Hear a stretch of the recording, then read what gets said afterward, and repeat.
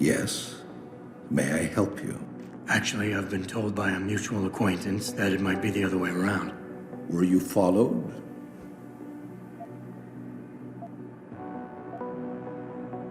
I'm a professional. I know how things work. So if we can just skip Cloak and Dagger 101. Well, you certainly look the part. Now let's see how well you can play it. So what is it you need? Straight to business, a rare quality these days. Tell me, are you familiar with local gangs? More than enough to get by. Perfect. Now, I warn you, this is not the cleanest of work, but your efforts will be well compensated. An associate of mine will leave a package for you in an alley on Grand River Road. You will retrieve this package and then use it to deal with a problem of mine. Permanently. Who's the target? Someone who won't be missed, I assure you. A ganger that goes by the name Double T. Hangs around in an apartment near Earl's Court. It's not likely that he'll be alone, just as it's not likely the people keeping him company will be of the pleasant sort. You can't miss him. He's got prominent and rather tasteless augmentations to his face and arms. You're telling me you went through all this trouble to hire me, just so I can eliminate a banger? That would be a tad overkill, I admit. No, eliminating the target with the weapon provided to you is only the first part of your assignment. Once you've dealt with Double T, I need you to sneak into Derelict Row and plant the murder weapon among the Baller's weapon stash. Unnoticed. Kill a member of the Motor City Bangers, then plant the murder weapon in the rival gang's weapon stash. You're trying to start a war. Hopefully. I guess that's it for now.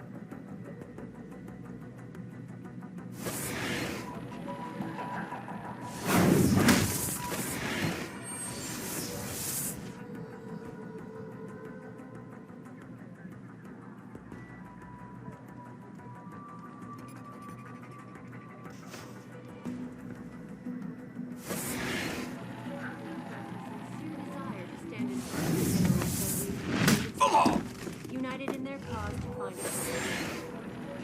Should that day ever come to pass, one cannot help but wonder if millionaire Hugh Darrow, the man whose innovations first propelled augmentation technology to the forefront, will also be present.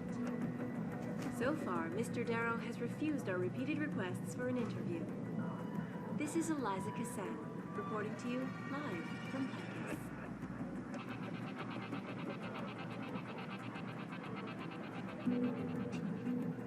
Back again to Detroit, where a handful of people were taken into custody this evening, following yet another anti-augmentation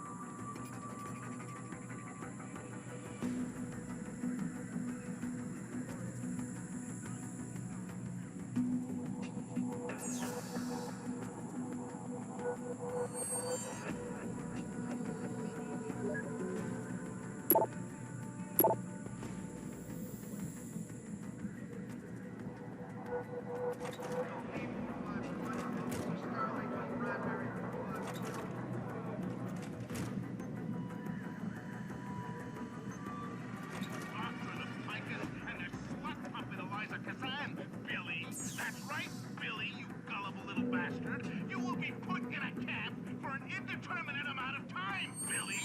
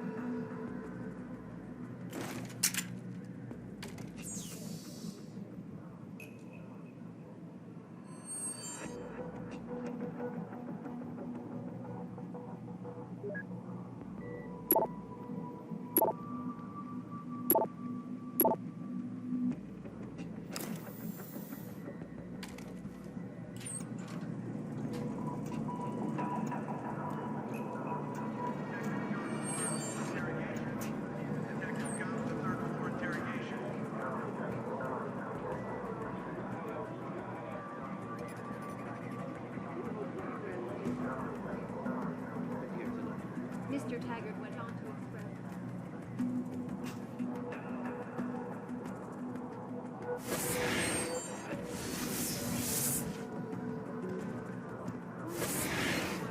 Millionaire Hugh Darrow, the man whose innovations first propelled augmentation technology.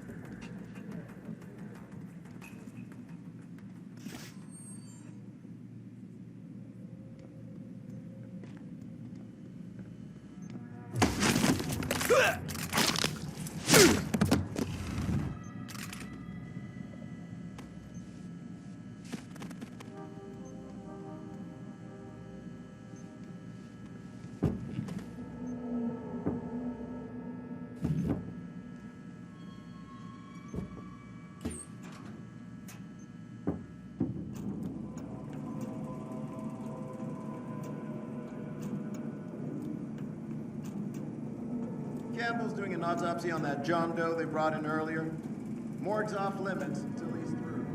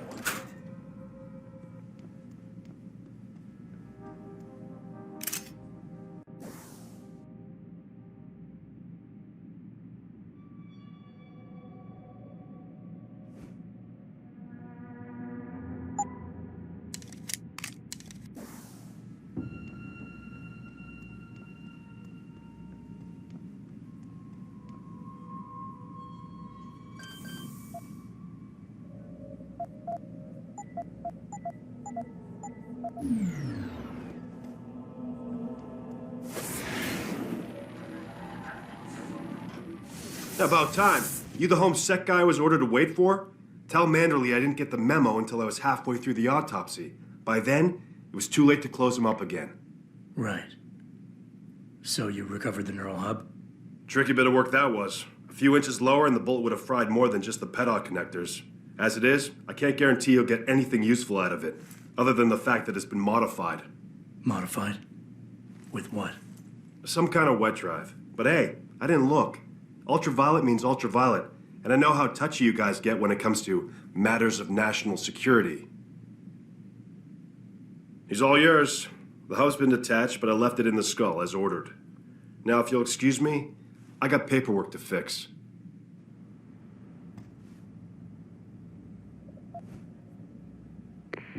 Boss, I got the neural hub. Looks like it's been modified with some kind of wet drive. Pritchard should have a look at it. No, don't bring it here. Frank's not finished running his diagnostic, and I don't want to risk connecting any tech to our networks till he's done. Especially if the tech is military. So what do you want me to do? Take the hub to your apartment. I'll have Frank contact you there.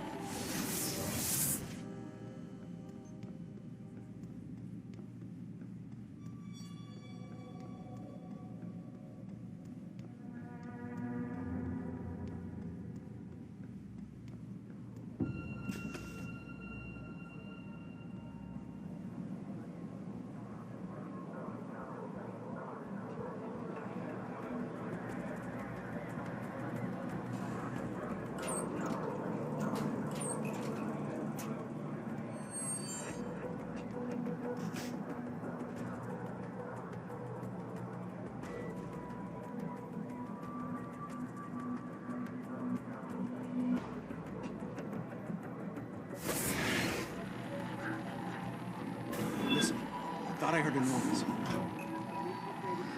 person, and offer my deepest sympathies and...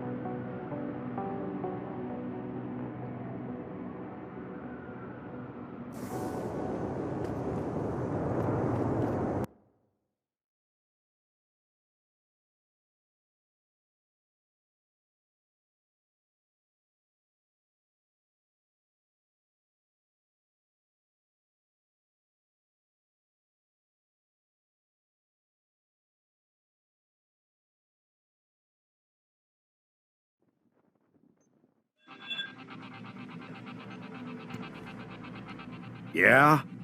What do you want? Information. Then go bother the receptionist, Chrome Boy, instead of wasting my goddamn time. Not that kind of information. I want to know about the Seraph Industries case. Ha ha! And I want a blowjob and a vintage '05 bar GT, so I guess we both keep on dreaming. Huh, metalhead? I know you handled critical evidence linked to the case, and I want to know about it. First off, I don't know what the fuck you're talking about. And second, even if I did, what makes you think I give a shit about what you want? Now, I strongly suggest you take your high-tech, toaster-looking ass out of my way before I handle you. Strong words. You're a real poet. Tell me, is that how you plan to handle the judge when they prosecute you for perjury, possession, and intent to distribute? What the hell are you babbling about, Chrome Boy? Funny story. There's this guy, Lane Lopez, deals dope near City Airport. A real scumbag. You know him? Because I have a nice little chat record between him and you. So you want to go to jail?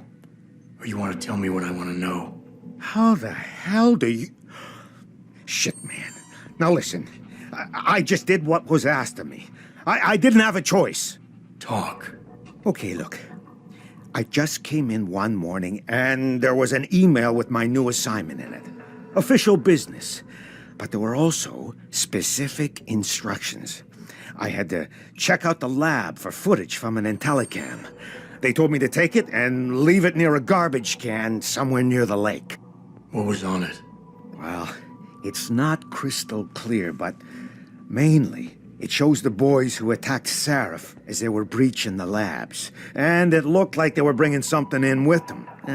Impossible to tell what. Who asked you to do this? You think I know? Orders are orders around here. They always come from above. And nobody asks questions. You just do what they say, and you hope you don't end up like Secretary Haas over there. All the media speculation.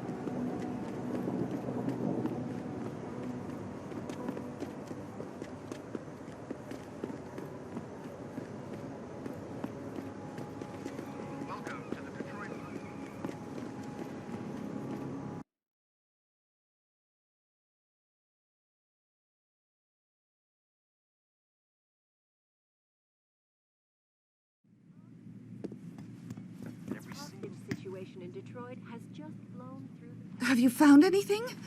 Please, I've got to know what really happened to Megan. I've investigated all of Detective Chase's leads. You were right. Something was off with Megan's case. So, what did you find? Someone in the government, a man named Manderley, ordered that a specially appointed medical examiner perform the autopsy. He bypassed the local ME. Simply put, that's not a good sign. It sure doesn't sound good. There were only 3 people who got out of the labs alive. Me and 2 others. One died in the hospital a few days later. The second one, a lab tech, was ready to give a detailed description of what he saw. Funny thing is, by the time the investigators got to him, he couldn't remember a thing. You sound like you don't believe that. I don't. Not from the reports I've read. I think someone got to him first. An officer assigned to the case was asked to get rid of a major piece of evidence. Footage from one of our Intellicams showed fuzzy images of the attackers bringing something inside the labs. What? What were they bringing in? I don't know. But for someone higher up to want that evidence gone, it must have been important. I got my hand on a test report that confirms what was bothering Chase. The attackers used excessive measures to make bodies and equipment unidentifiable. Oh my God, Megan. What do you make of this, Adam? I don't know exactly. I guess the idea was to leave no traces, no DNA evidence that would link back to them. But it just seems a bit too convenient. So what you're telling me is we couldn't find anything conclusive? No, I'm sorry. But one thing's for sure. Somebody's been hard at work covering up and destroying evidence related to this case. Somebody with power, who wanted to erase anything that might have made the investigation linger.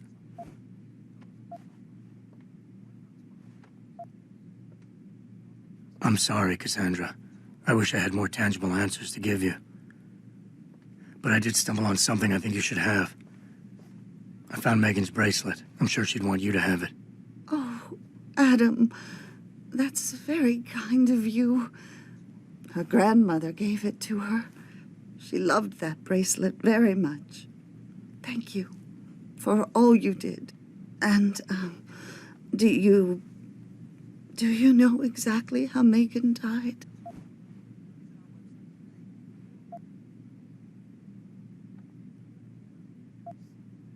I read the reports.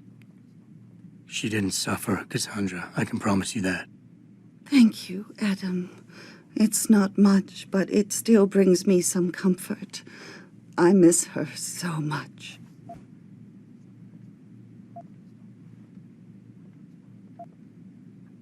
Don't worry, Cassandra. This is not over.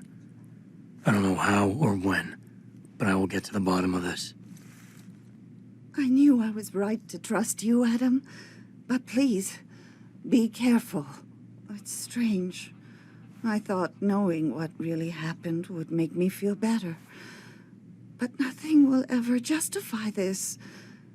My daughter is gone, and I'll never get her back. I wish I could be sure she gets justice. Trust me, she will. The pro-human organization has received permission to protest. Where are you, Jensen? I haven't got all night. Hello, Pritchard. I'm almost in my apartment now. Well, when you do get in there, connect the neural hub to your computer. I've created a secure tunnel, and I'll take over remotely. You can access my personal computer. Who do you think configured your security protocols? Welcome home, Mr. Jensen.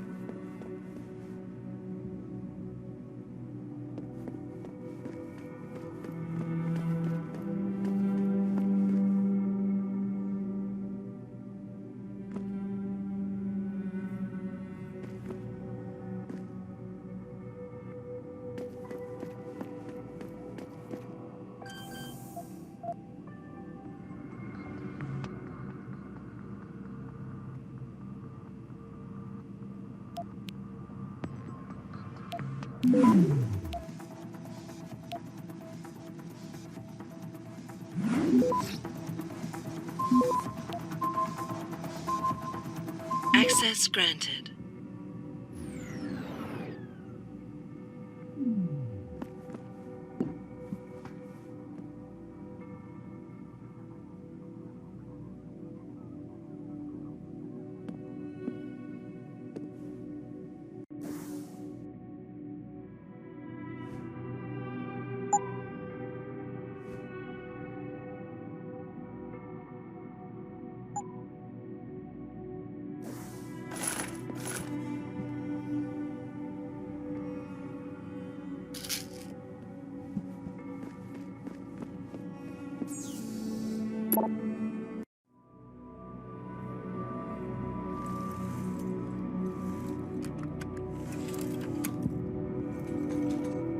Pritchard, the hub's connected.